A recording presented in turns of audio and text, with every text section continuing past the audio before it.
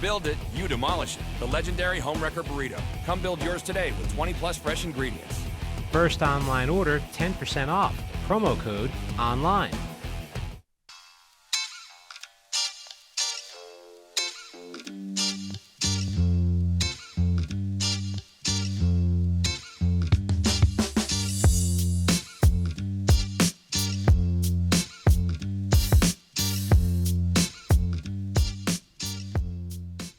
Welcome into this month's edition of Over the Boards. I'm Emma Kate DeLello, joined by Ice Pack head coach Tim Healy. We wanted to start off this episode by saying a thank you to our sponsor, Moe's Southwest Grill, for sponsoring Over the Boards. Make sure you contact them for all your catering needs at 919-999-399.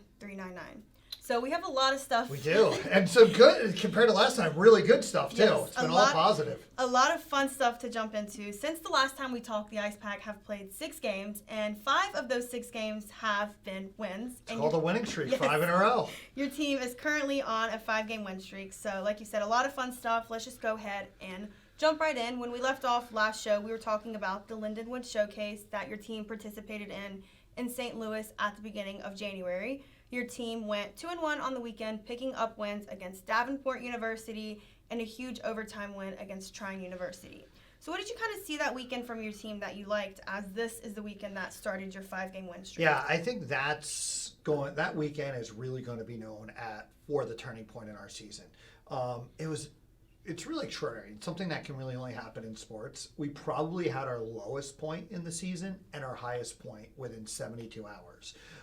And it's really a high point that has stayed kind of nice and level high point since then. You know, we opened up with Lindenwood.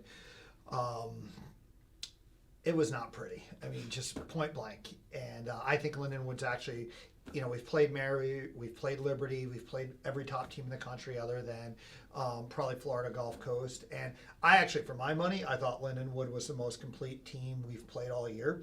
And they handed it to us 7-1. It was probably the worst, it was on the scoreboard, the worst loss we've had other than against a Division I team since Nationals in 2019, ironically against Trine, which was our last game at Nationals that year. And the last game that Eric Muir already played with us. So some ironies there. We had to do a lot of soul searching after that game. And we came back and we played Davenport, who we'd played in Nationals a couple years ago. And so, you know, just when we talked about how, you know, Trine ended our last Nationals run, we actually had done the same to Davenport in terms of eliminating them from any chance of moving on. And Davenport came out really fired up. It was a great game. And it was probably to that point the 3 best periods of hockey we played in a year. We came out, we played great in the first period. Look, Davenport actually got a couple lucky bounces and we left that first period tied 2-2. But what was awesome in that game is there was a sense of resiliency in it that I don't think we had really shown before this year, and came out and won 5-2, and it was a great team effort. And then we rolled that into the next day with playing Trine, and you know, we were playing Foley, who was our Daniel Foley making his debut. You know, I'd kind of been in the 3 spot. And speaking of 3 spot, I think Trine at that point was ranked, I think 5th in the nation, somewhere around there, and was number 2 in the region at that point. And as I said, Trine, you know, 5 years ago in Nationals, beat something like 9-2 or 9-3. It wasn't pretty. And that was our assistant coach, Eric Muir's last game. So that game, again, we actually came out awesome first period. But Trine's a good team. We were up 2. They battled back. They tied it late, 4-4. 2-2 with about 4 minutes left. And what was awesome about that game, again, you saw a resiliency take over. To close out regulation, I think we had a post and a crossbar and took back control of play after we had lost it. And then overtime, you know, the guys, you know, when it got to overtime 3-3 and we'd had some struggles there,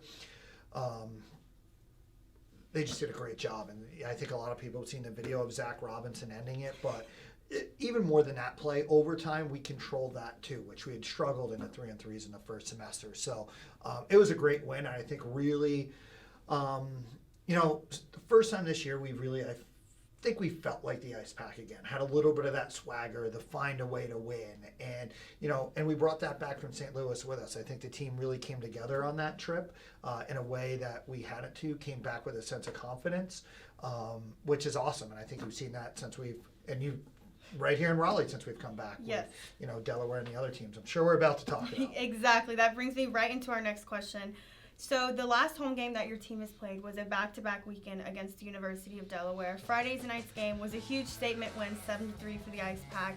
And Saturday's game was a little bit closer with a 3-2 win. So just a great overall weekend from both offensively and defensively for your team. So what did you kind of take away from that weekend and some things that you kind of want to see replicated in future games? Yeah, you have to learn how to win games in different ways. And if you think about it, when we're out in St. Louis, we won 2 games 2 different ways. And against Delaware, we won a game 2 different ways. On Friday night, we raced out ahead, big lead, which I would say is, vintage Ice Pack, right?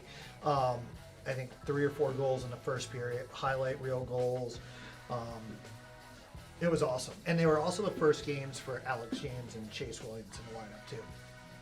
Cannot understate the importance of those 2 coming in the lineup, and we get more of that in a little bit. But some new energy, some new life.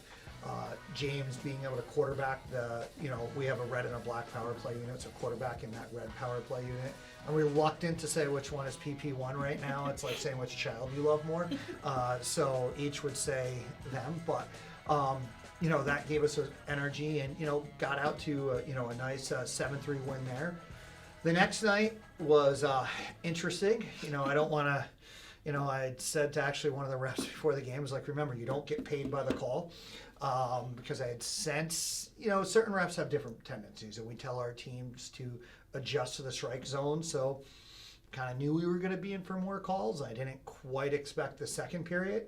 I think in the second period alone, there were, 17 penalties in the second period. And it wasn't one way or the other. It was both ways. But I think in that game we killed 6 minutes, almost 6 minutes of 5-on-3 time. And our penalty kill was just unreal that game. Emery Oliver probably was up there with one of the best penalty killing efforts I've seen since I've been here, especially in those 5-on-3s. We know Drew Breshingham does a great job on it. And what's great about that one, even with all the penalties, we were going to win that game. Just the way we were playing, weathering the storm, and yes, I got a late 6-on-5 goal, but again, had to win that and come through some adversity with the never-ending parade to the penalty box. So again, those are 2 great wins, 2 different ways, and it was good to see it. Yes, and you kind of already touched on this, but there was just a lot, like you said, that happened in those 2 games. Starting off with the first game, there were 4 different goal scorers in that first period. Zach Robinson, who ended up getting a hat trick that game. Matt Miller, Zach Robinson, like I already said, Zach Herman, and Logan Todd in that first period. And then Herman and Robinson continued scoring into Saturday's game as long as Thomas McEnany. So how do games like this, where it's just an obvious entire team effort, kind of spreading the love across the score sheet, speak to the brotherhood of this ice hockey I think team? that's a great, guys get excited when they see production up and down the lineup. Thomas has been our 4th line center now, has kind of owned that spot. And we're getting production out of the 4th line. We had production on the 4th line in St. Louis in those 2 games coming back, actually all 3 games. And guys get excited for that because if you're a first or second line guy and you're seeing production out of the 4th line, it allows you don't grip your stick as hard. You don't feel the pressure of a guy that has to go up and hit a home run in baseball. And what happens is you end up even scoring more. And so it kind of relaxes, allows people to get in the flow of the game more. And then we can also roll lines, and that helps too, keeping fresh and let the depth take over. And I think you saw a lot of that too over those 2 games. And like you already mentioned this, special teams had a huge role in the game on Saturday, especially that second period, which felt like a whole 40-minute period of hockey there. So what have you been seeing so far this season, and especially in that game, from your power play units, like you mentioned, and your penalty kill units, that you would either like to see replicated in the rest of the season or just kind of not see again? Yeah, I think the one, I touched on it with Alex James, and, I don't, I'm going to pump his tires a little bit here. But, when he went out last year with a concussion, ironically against Wake Forest, a game we ultimately ended up losing. Since he went out, I think at the time we'll say we were like 22 or 24-3, something like that. From the time he's gone out, we've been a 500 team. And I don't think it's by coincidence that him coming back into the lineup, we've had that jump. He is such a good passer and playmaker at the back end. He sees the ice so well. He's over a point a game guy. And when you have an over a point a game guy on your blue line and he's out and then he comes back in mid-season, it's almost like a trade deadline pickup. It's huge.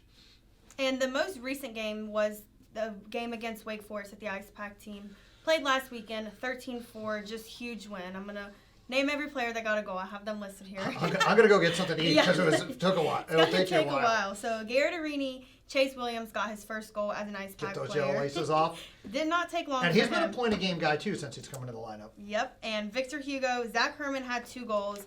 Philip Bailey had a goal. Alex James had 2 goals. Matt Miller got a hat trick. Garrett Arini and Luke Weichel had a goal in that game.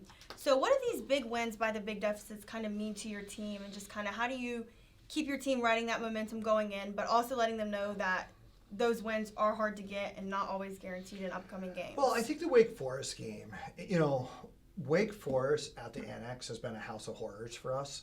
And I think yes, we beat them last year in the semifinals with an epic comeback, but I think winning that game in that manner with the score, it kind of exercised some demons. And obviously Wake Forest is in a rebuilding mode right now.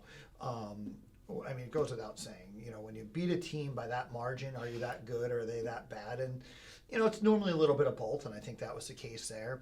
But coming back to the power play, I think we had 6 or 7 power play goals in that game. And the power play has been a struggle for us this year. And if we're going to score at that clip on the power play or even half of that clip, we're not going to lose much the rest of the way. And we already talked about him. If at all. Yeah, if at all. But we already talked about him a little bit. Chase Williams, you mentioned last episode how good it was going to be for this Ice Pack team once he was able to get in the lineup. And his first game was that Friday night game against Delaware. And has a 3-game point streak that he's currently on, 2 assists in the weekend against Delaware, and got his first goal this past weekend against Wake Forest. So how do you think that his new presence on the ice has factored into the success of the Ice Pack team so far this second half of the season? Yeah, I mean, first of all, he's a dynamic player. I'm going to sound like every between period hockey cliche here, but he plays great. He plays great in all 3 zones. So you have an all 3 zone guy. He's pass first, which is, when you have a scorer in the line like Zach Robinson, that's helpful. And the other thing, he came in when Alex Robinson went out with sprained ankle. So that also meant we didn't have to do any adjustments to any other lines who have been clicking too. So that was huge. And so that enabled us to keep going. He's a little bit different player than Alex, obviously. Doesn't probably have Alex's hands, but he's got he's got some swagger to him, and not in a negative way. And he just fits in. Our youth, whether Phil Bailey, who's a sophomore who is really arrived this semester, Zach Herman, Zach Robinson, Emery Oliver, like I could go on and on and on, but he's just part of that youth movement that is really going to carry us forward for years, that have arrived this semester and are delivering.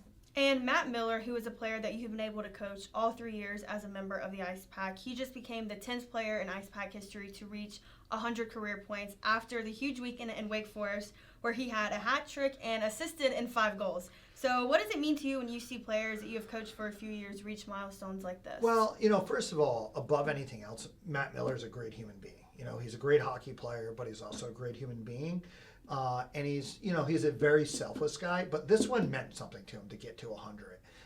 So one, it's great that it meant something to him. He had a lot of family in town for it, actually. He has a sister that lives in Winston-Salem, so we had a lot of family there.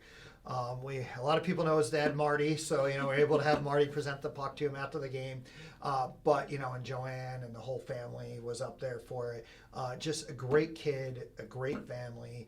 And so you're happy, when you see really good people get a milestone, it just feels great, and that's what it did. And I think it meant something too. Would have liked to have done it at home, but I think at Wake Forest on the road with an 8-point night, that's finishing that one off in style, leaving no doubt to get to the 100-point mark. Yes, definitely a great weekend for Matt Miller and the Ice Pack as a whole. Well, we're going to go to commercial break, and we'll be right back for the second part of Over the Boards. Welcome to the Boards!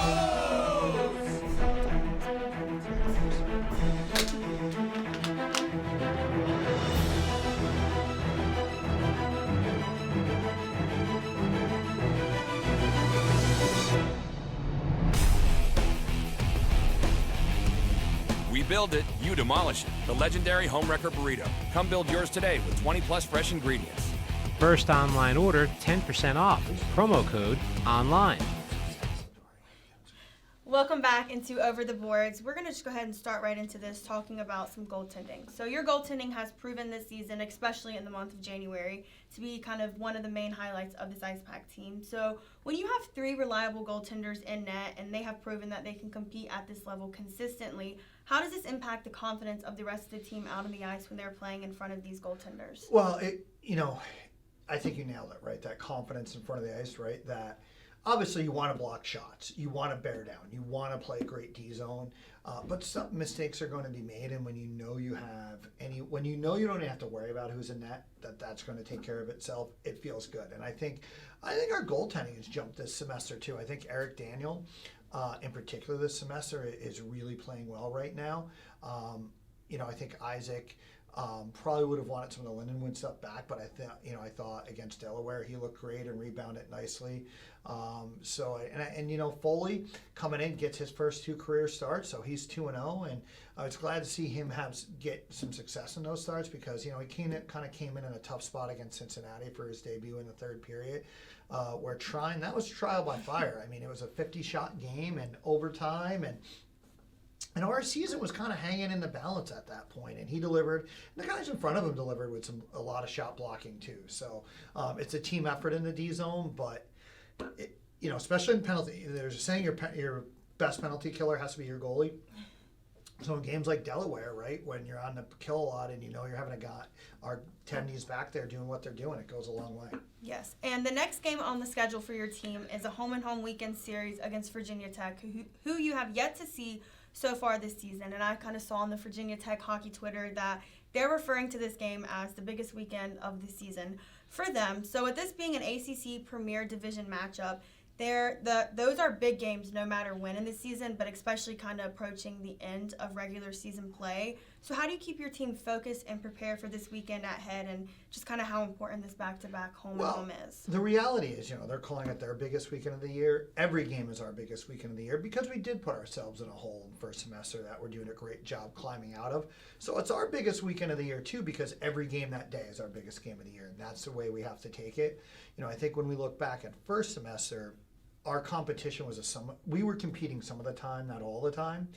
And so right now that's really been a theme. This semester is competing all the time. Our practices have been restructured around competition. Team Black, Team Red. Right now Team Red is in the lead on the ice. But that to have that preparation to play, the reality is we've rolled over a lot of teams the last 5 years. And every team, especially within the ACC teams, we're every team Super Bowl, right? Like it's a chance to come back and get a measure of payback. And I don't know if our guys were so young, a lot of our guys weren't in the locker room that was on the other side of those things, so I don't think they were quite prepared for it, but I think they're prepared for it now. And, I love Joey Mullen and his staff up there, but, bring it. Like we're ready now. These guys are seasoned. It was a great schedule to prepare them for it, and our young guns are ready to go. And a lot of it's just been shepherded by just the awesome leadership of our senior class too. And what have you seen so far from this Virginia Tech team that you are preparing your team for going into this weekend? I think one is, they're pretty consistent across their lines. You look at, is there something you can exploit in terms of a matchup? They're scoring heavy wise in their first line, but their other lines are solid, right? There's not one line like, if I get my first out against them, it's going to be point night. Frankly, like Wake Forest kind of was, right? We knew that there were some matchups that if we got it, it wasn't going to be pretty. But they're top heavy with their scoring, but their other lines are solid and steady too. So one, you definitely have to stay out of the box, so that first line isn't on the power play a lot because they have particularly a really good first unit power play.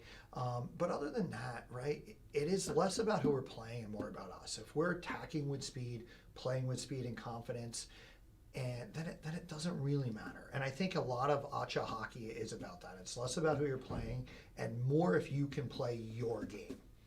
And that brings us kind of going on to future games. We have a very special announcement that was shared this past week on social media about an outdoor game on Monday, February 20th at Carter Finley Stadium versus UNC. That is going to be 2 days just after the Carolina Hurricanes take on the Washington Capitals. So how excited was your team and coaching staff when they found out about this game, and what was the feedback you have heard so far about this upcoming game? The guys, first of all, the guys are pretty good at keeping it secret because they've known about it since November, maybe even before then. And, obviously the excitement is palpable, and it's great now that it's out there, right? And now that it's out there, I think we've had almost 6,000 in PNC for games. I think this will be the largest attended college hockey game ever in the state of North Carolina. For a number, you have the rivals, both are good teams this year. But the actual Stadium Series game has become a really hard ticket to come by. And this is going to be an opportunity for people to get out and go to Carter Finley and see a hockey game and cheer on the red and white from NC State. Although we're not going to be wearing red. We'll get that out in a second. And do it. Now, technically, there is no admissions fee that it's non-ticketed. But I'll be point blank. This game is actually costing us a lot of money to play there, so donations will be accepted. While it's the biggest game of the year, it's also the most expensive game NC State and UNC have ever played in. Who knew that it's not cheap to keep ice outdoors in North Carolina any time of the year? So please either go online ahead of time or at the door, but also come out. Let's shatter some records, right? Let's get into double-digit thousands, right? And show just how big college hockey is in this state. Couldn't be more excited for it. So. And this is going to be the second outdoor game that your team has played Third. in. We actually had two in St. Louis, yeah. Okay, 2 in St. Oh, well, and I've kind of forgotten about the Lindenwood game, too. So, yeah, you're right, the second. Second one, third. Anyways, it's not the first. So what have you seen kind of from that game, and what was that experience like for you as a coach and your players that you're excited to see again come February? All joking aside, I think that was really good. If the temperature drops, right? If it's, North Carolina people, you probably haven't done a lot of exercising in really cold weather, but it's different on your lungs. If you've gone running when it's really cold out, it is different on your lungs when you're inside. You have a drier air. And the 2 games out in St. Louis, they were pretty chill. We had a practice out there too. So I think that really will help in that and preparing for it and kind of what to expect. Now, it was outdoor covered, so it was a little bit different. But definitely when you're outside and if that cold, dry air comes in, it does, and I hope it's that way, right? I'm from upstate New York. Let's go. Let's have the real outdoor game effect. Let's get some snow going. That might be wishful thinking. No rain though, because then we couldn't go anywhere. But yeah, it's exciting. And this outdoor game presents an extra opportunity for this Ice Pack team to take on UNC Chapel Hill, who they have faced already before this season and have not been successful against them so far. So how important is this extra opportunity in these next 3 upcoming games against UNC Well, it's Chapel really Hill? important because we play them home and home to end the year, right? You win those 2. Now the season series 2-2, right? So what does that outdoor game become, right? That becomes game 5 to break the season tie. And that's exactly what we're going for. And kind of just wrapping everything up, the overall fan base of your team and their following is something that is only continuing to grow throughout the years.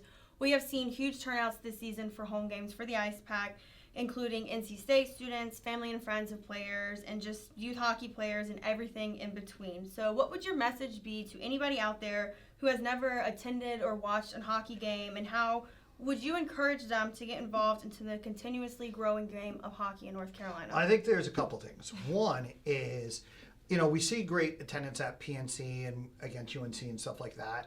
But get out, we have Virginia Tech coming up, although this will air after that one. But get out to our regular games at WCC. To me, and what we've really tried to cultivate in this community, and I think we've been really successful at it, is, if you're a hockey player and you're in Minnesota or places like that, you have a Friday Night Lights place, right? If you're a football player, you have that. What we've really tried to cultivate at Invisalign Arena is Friday Night Lights for hockey, right? College kids can come and get a little bit of rowdy. Youth hockey players kind of running around and interacting with our players. I think it's a great atmosphere. It's definitely it's a collegiate atmosphere, but it is also family friendly. It's a lot cheaper than going to PNC. And the other thing is just get behind it and support it. And for example, a great way you can support coming up. The Canes this morning that we're airing this unveiled their Stadium Series jersey. By the time you'll see this, you will have seen our Stadium Series jersey. So here we go. Let's close show. Let's throw that on there. So we have 2. So these are ones that you'll be able to. Yes, I'm shilling right here. But you can get these online at either the Red and White shop. These are our outdoor series games. As an added bonus, it gives you a long sleeve football jersey to wear to Carter Finley next year. And so online or at Red and White shop. Now they are a little bit different than the ones we'll have just with trademark stuff. These are the game ones that we'll have for NC State. So we're excited to have these. And I think, Devin Halco and Ian O'Rourke actually designed these a couple of years ago. They understood the assignment, right? They got these as a perfect mashup of a football jersey to be at Carter Finley. So support it. Get some merch. Get out and get out to a game. Buy some merch. Support us. And can't wait to see you at Carter Finley and Invisalign Arena. Yes, well, I think that is a perfect way to end this episode. Like you heard him, get out there Monday, February 20th. We should see you at Carter Finley. Thank you, and that was Over the Boards. Go Pack. Go Pack. Welcome to the Rose!